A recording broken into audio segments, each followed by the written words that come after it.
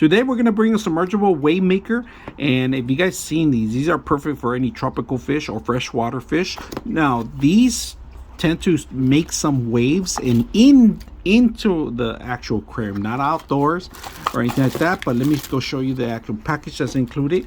Out of the box, the wave maker machine, it's just pretty much propellers underneath the water that move the actual water flow. This is perfect if you have a new aquarium and you want to disperse food. You could always put the food in front of this and it'll disperse it properly. Now it does come with a suction cup, and the suction cup is very simple. All you got to do is just adjust it in here, and you could set this up anywhere. Now this is submergible, this is not.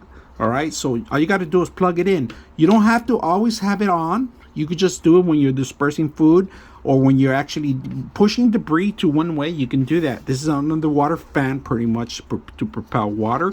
Comes with instructions, very simple to use. We're going to test it out and see how well it works. All right, we got some driftwood as a test right now. I want to see if the propeller starts moving the actual water flow. So let's go ahead and plug it in. We'll plug it in first time. And you can set this up on a timer or anything you want, but today we're just going to plug it in directly. There it goes. Look at that. The driftwood. So it's moving the driftwood. We're going to grab some more driftwood here. We're going to put it here again. Look at the propeller, right? How strong it is. It's pushing it to the corner, which is good. So we're going to leave it on so it can circulate the water and warm up quick, because right now we're doing a test with the actual heater, and this will help the actual system circulate the water faster. You can see the ripples of the water on the top of the actual water, so it's telling you it's working very well. Very strong.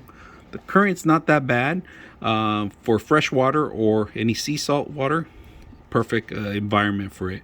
Like I said, it's just a propeller. You could get 2 or 3 and really make the water move, but today we're just doing it with one.